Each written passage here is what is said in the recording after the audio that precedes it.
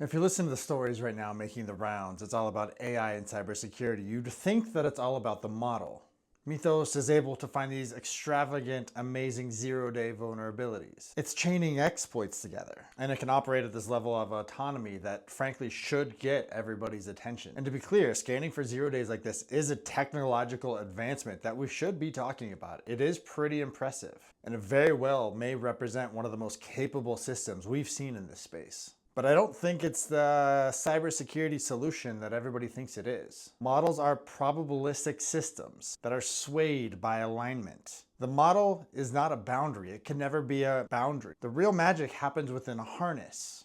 The harness is where cybersecurity is going to reign. Cybersecurity lives in the authority and control space, where alignment lives in the behavior layer. Authority and control could only be managed by software, by the harness that can manipulate and manage the system level of the service. And we need to ground this conversation first. The Mythos result, like almost all frontier AI models, come from a very controlled environment. These are scientific experiments, carefully designed scenarios, clean data sets, known objectives, and no real consequences for any of these actions. And that's not a criticism. That's how research is done. But we need to be honest about what that actually means. Success in a lab or controlled environment doesn't necessarily mean we'll have success in the real world, in a live enterprise environment. Because in the real world, systems are messy.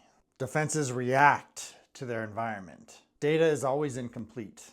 Workflows are non-linear, and humans are almost always in the loop. So yes, Mythos may be one of the most capable models today. Capability in a lab isn't always the same thing as operationalizing security in enterprise. I think there's another really important nuance here that we need to cover. Finding 0 days in software is incredibly impressive, but real-world adversaries rarely rely on 0 days. They simply don't need to. They're going to attack and find the low and medium vulnerabilities that live within your system. Most real compromise comes from chaining together these vulnerabilities, the small misconfigurations, the weak assumptions, and gaps in between your systems. Things that in isolation don't necessarily look critical, but the impact comes when you connect them. Step by step. That's where we're finding real compromise. And that's how attacks actually look in production. And that type of multi-step adaptive behavior is much less about raw model capability and more about the systems that are coordinating it.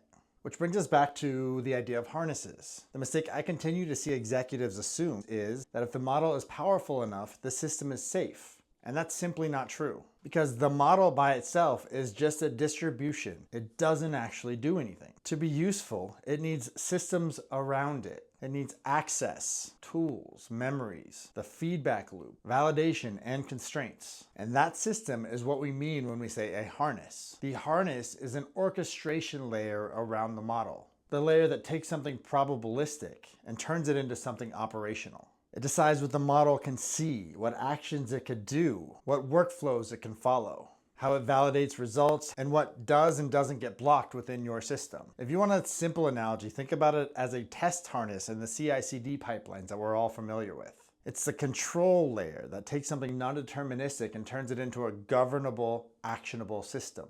And without that layer, you don't have a system. What you have is a demo. Models generate possibilities. They don't enforce process. They don't understand the context of your business. Now, a model may be able to suggest an exploit, but I can't decide if that exploit is valid, safe to execute, relevant to your environment, and when to stop, or even worth acting on. That's the job of a harness. The harness decides what the model can access, what tools it can use, what actions are allowed, how those results are validated, what requires human approval, and what gets logged or audited. That's where control comes from. And that's where security actually lives. So when you move out of the lab and into production, the question starts to change. You're no longer asking, can the model find a vulnerability? Instead, you're asking, can this system operate safely, repeatedly, and at scale in my environment? Real-world attackers are iterative. They adapt, they pivot, they chain steps together over time. And you don't need a perfect model to do that. You need a system to do that can explore, adapt, test, infiltrate, pivot, and then continue on that path. And that's what an actual harness enables.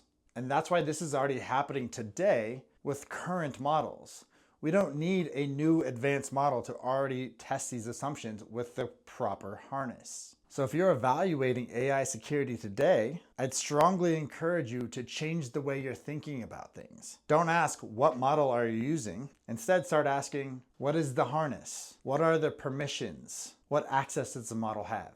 What's it going to actually execute? How are the findings validated? What's logged? What's gated? And where's the actual control layer? Because that's what actually determines what's usable, trustworthy, and safe within your environment. Listen, Mythos matters. It does. It's a frontier model advancement. That's a big deal. And I think it's an important signal of where we are going. But if you walk away thinking that the model is the solution, you're making the wrong investment. Because the model is not the boundary. The harness is. And the teams that understand this are going to be the ones that build working systems in the real world. My name is David Campbell.